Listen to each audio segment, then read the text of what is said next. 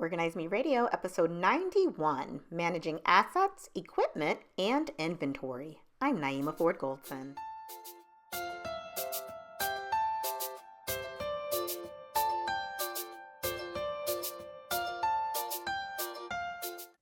Hi, everyone. Welcome to Organize Me Radio. I'm Naeemah Ford Goldson, and today's guest is the founder and inventor of Scanlily. Please welcome Peter Lazar. Welcome, Peter. Hi, Naeemah. I'm so excited to be on your show. Thank you so much for having me. Thank you so much for being here, and I'm really excited to learn a little bit more about Scanlily. So, can you tell us how does it work?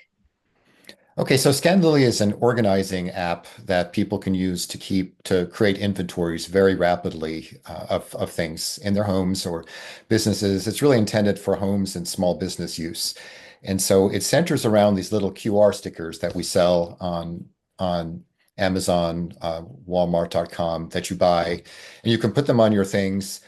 You can scan it. You can get pictures attached to them.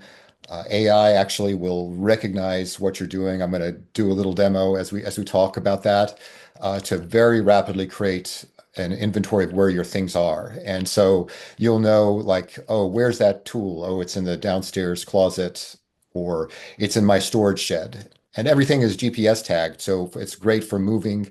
You'll know if you scan it again with your phone, you'll know where the things are. So it's basically an app for tracking your things and knowing where everything is. So, what inspired the creation of Scanlily, and what gap is it seeking to fill in the market? Yeah, so my career has been technology. I've founded different technology companies, but I took a stint in construction. So I had a construction company, and we were building houses in different locations, and I had crews working in more than one place. So it was always a problem of like, where's that drill, or what happened to that ladder? And so I was thinking about these things, and I was also thinking about we were building actually modular homes, and there was a lot of head scratching as pieces arrived, and how do you put them together? And so then in my previous work, I was had a medical technology company where we were scanning tiny medication vials. It's for preventing dosing errors in children. And I thought that using QR codes would be really cool to keep track of who has what and when. And so that was kind of like spawned the idea for it. So, how are you able to tailor services to fit individual clients' needs? Yeah, so this is a really generic application. It can be used by anybody that needs to track or create inventories. So, for example, we had the Orlando International Airport used it to catalog about 2,300 items, including like laptops and janitorial equipment. So it can be used by businesses, but then lots of people are just using it for packing and moving. And keeping track of their things. So I don't really have to tailor it so much. It's more the message because it's a very simple app to use. So it just serves kind of a generic need. And there's some details when you get into it, but you don't have to use those details like for reserving things, checking things in and out. I was thinking about those things for construction, like who has what. But if you're just tracking things in your house, you don't even enable that feature. So, what about digital decluttering and organization? Is there an approach that you have with Scanlily? Yeah, so we work with professional organizers. I mean, we met at the NAPO conference in LA and some months ago. I went to the National Association of Senior Move Managers. So I've really gotten to learn how professional organizers work. And so maybe it's a little bit different for a professional organizer than a homeowner in that the process for professional organizers, you can create accounts for different of your clients, and then you can organize for them, and then they can log in, or you can generate a PDF like here's all your things and where they all are. And then for the homeowner, a general approach for using the product is yeah, really just to put the QRs onto things. You don't even have to put QRs on. You can also just take pictures of things and just move from item to item. It's kind of versatile. You can go in many different directions with it. So then for the homeowners, is Scanlily able to help them with organizing like documents, family documents, pictures, things like that? Yeah, so that's an exciting aspect of it. So I was doing this at my 87-year-old dad's house, and so he's living there alone. My mom died a while ago, and he has all kinds of artifacts and paintings. They were immigrants that came over from Europe, and he has all these stories. And so and also documents. We had like lots of different photos and documents. So I was putting the QR stickers on a lot of them and scanning it, and he could actually tell a story. Like I put it behind a painting, and then he could tell a story like this was painted by your great aunt Hedwig in 1947 in Vienna, Austria, and tell the whole story behind the thing. And then it's in his voice. And because these are QRs, somebody later doesn't even need the app. They can just scan the QR and then see these stories. So it's creating like digital memories. So your question was keeping track of things. You can also for documents, legal document, whatever. Again, you don't have to put the QR on it, but it's handy to put the QR on it, and then when you scan it, you can get that information. But you can certainly take pictures of all your things and then catalog it and have different categories and be able to get a digital kind of record of things. So then it sounds like with all that, you're creating an archive and then it will definitely help people to stay organized long term. Yeah, I mean, it helps a lot in just knowing where things are. We use it all the time in our family, and it's helpful. It's like sometimes it's like one spouse is the one who does the organizing, the other doesn't know, and it's like just look in Scanlily. I'm not going to find it. Just look it up, and then you can find where the items are. So, a little bit ago, you talked about move management and how you were at the Senior Move Managers conference.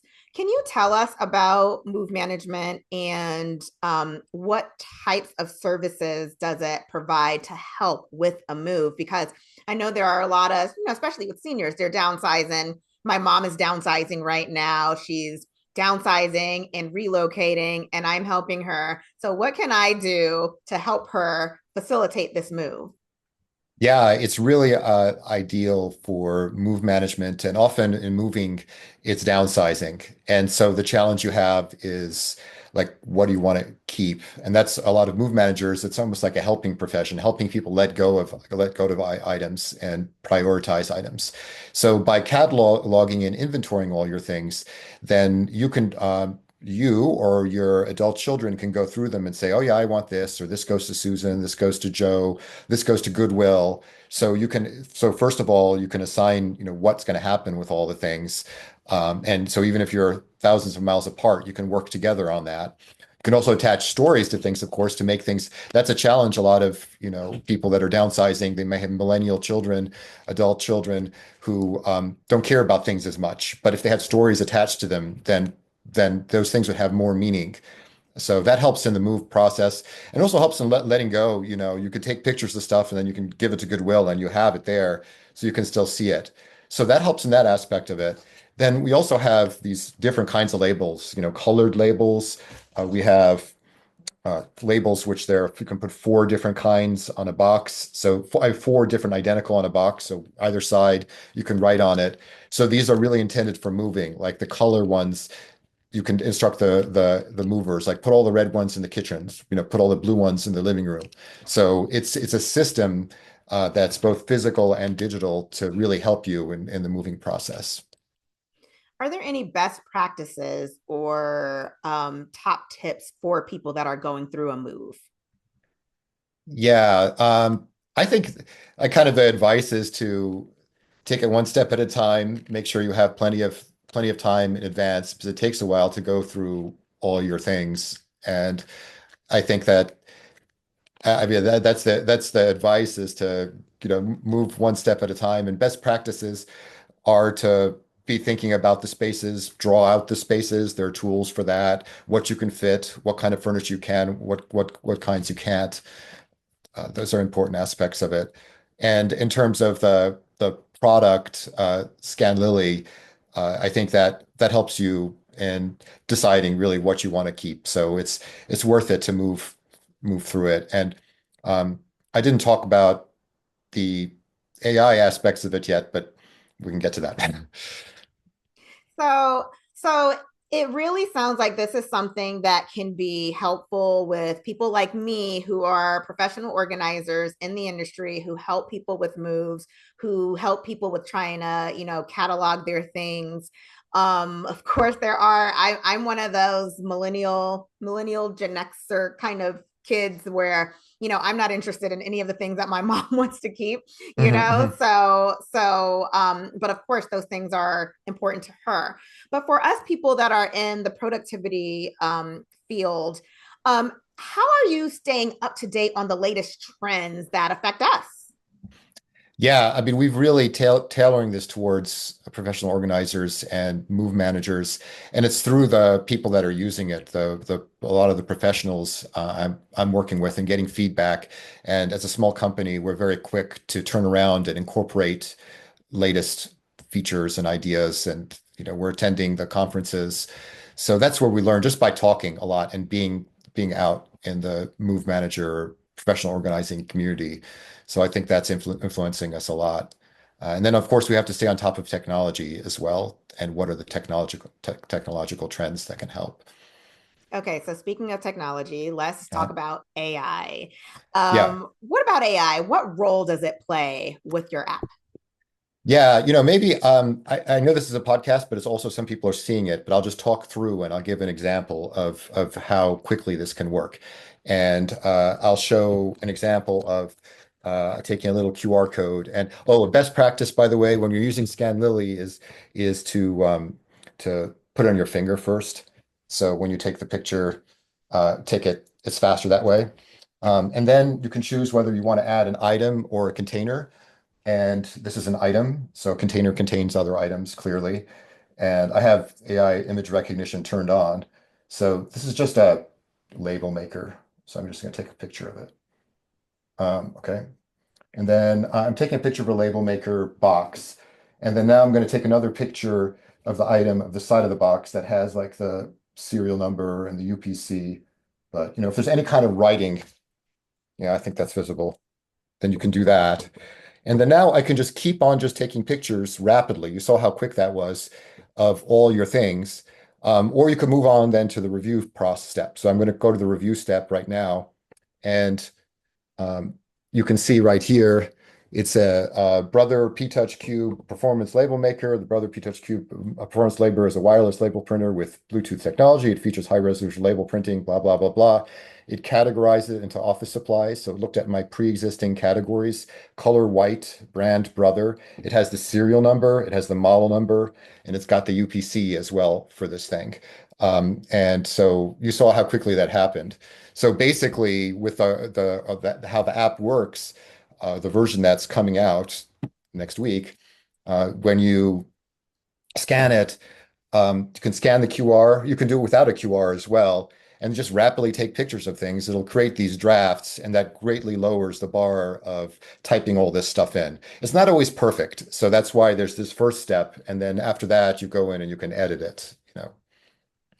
Wow, that looked really easy with you like just taking the pictures of it and then all that information popping up. Like it's amazing what we can do with, AI and how much easier it's making some of our jobs. And like you said, it's not perfect, but it's very helpful with, cutting down on time that we might be spending like writing all this information down or typing all this information in for our clients. So I can definitely see how that would help. What are some things that you would say to people to encourage them when it comes to using this app? Because a lot of times, some people are, if it's not broke, don't fix it, right? So then, they might be afraid to get into some new technology. They might be afraid of learning something new. What advice would you give those people?